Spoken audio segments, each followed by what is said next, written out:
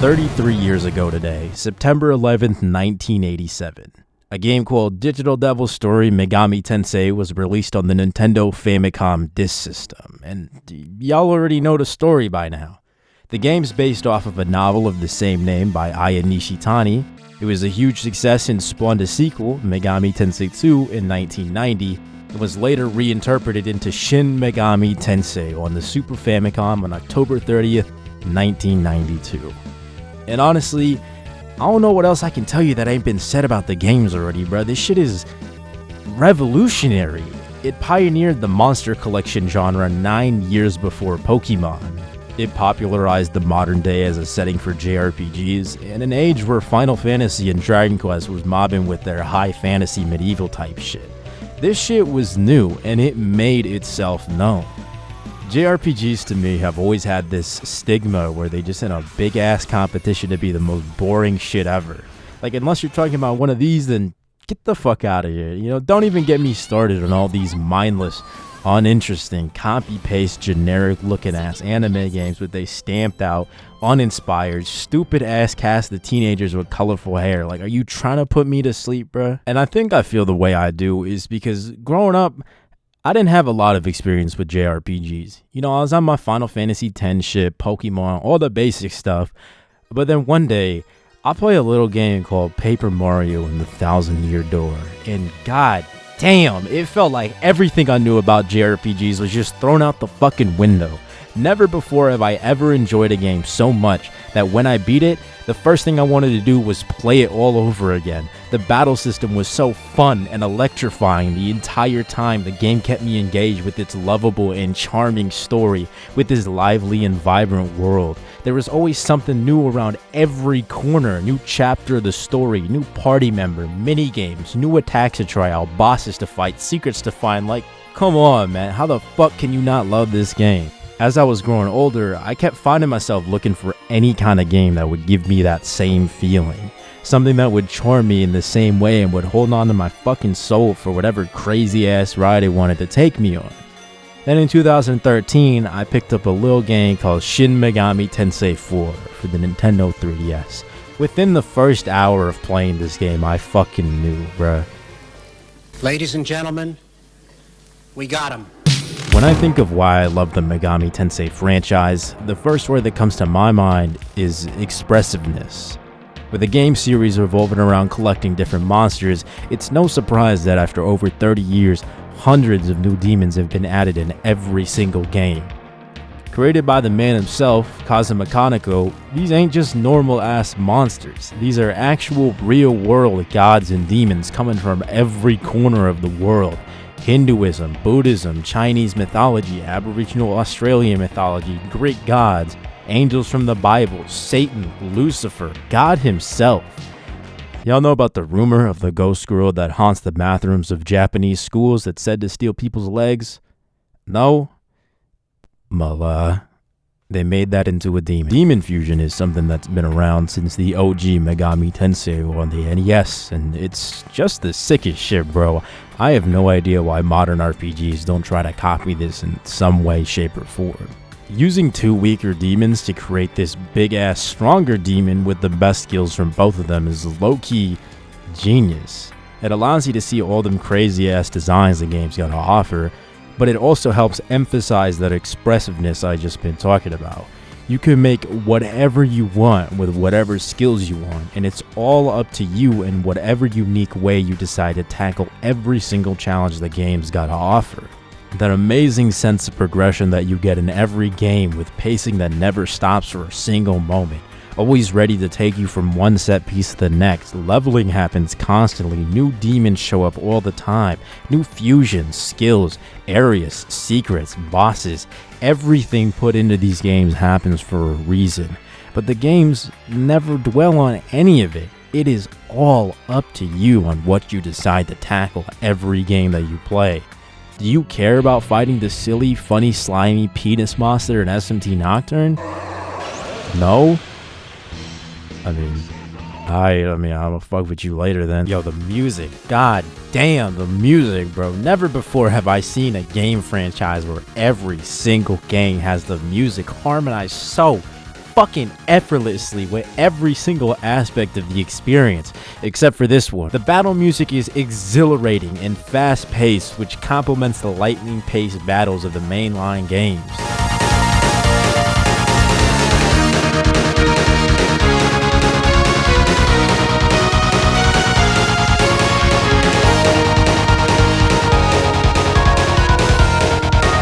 And you know, even outside of battles, the music can be intimidating, dark, foreboding, shit that sends chills down your spine.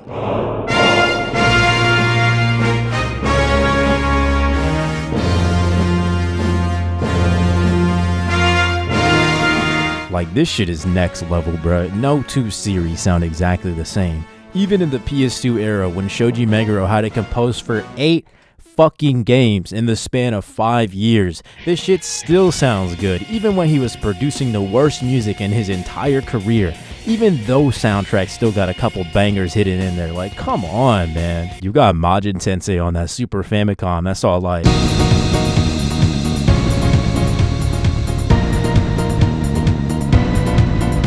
But then it's like,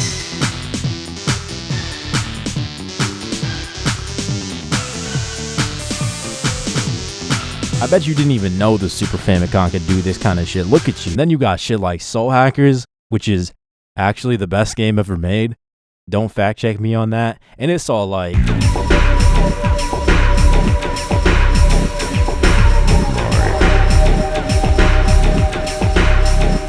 but then it's like,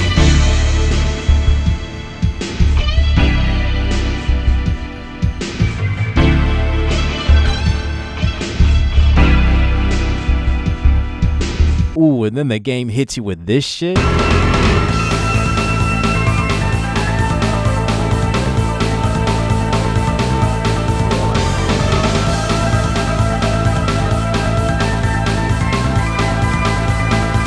You know, you got Tsukasa Masuko, Shoji Meguro, Kenichi Tsuchiya, but then you got the big boys like Toshiko Tasaki, who absolutely crushes every single game she works on with amazing compositions that make sure each and every single area is an experience.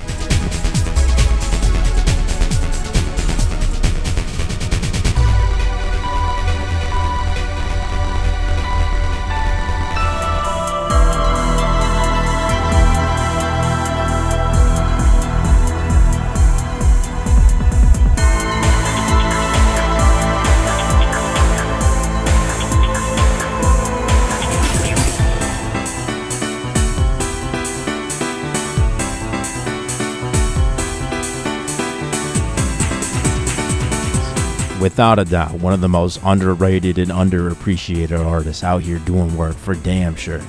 You got Ryota Kazuka, who in the past 12 years at Atlus has given us some of the most iconic soundtracks and songs of all time. Like, come on, bruh. SMT4, Apocalypse, Devil Survivor 2, Persona 4 Dancing All Night. Even in the shitty games like these motherfuckers, all of his music hits so hard to the point where it's almost unfitting.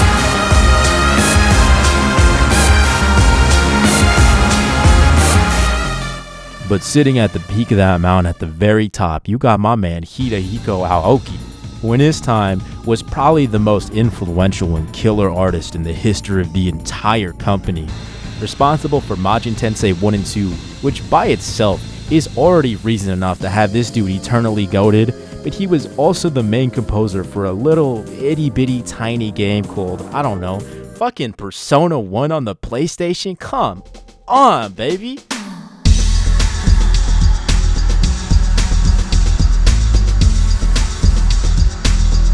Everything that came out of this dude radiated nothing but fucking passion and talent. You listen to any individual track this dude pushed and the shit just absolutely floors you with how good it can be.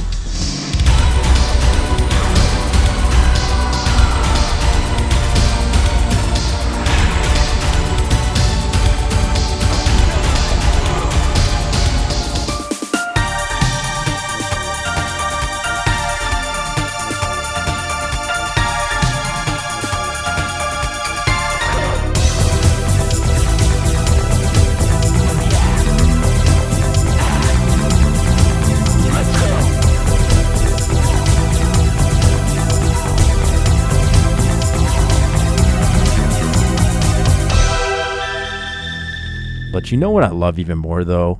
On top of all that badass music, on top of that amazing gameplay, the creative demon designs, that sense of freedom and expression I get from playing these games, the thing that tops all that shit are the beautiful stories these games tell. Like, I know I've been saying this a lot the whole video, but like, let me say it one more time. God damn, come on, man. How can you not love this shit?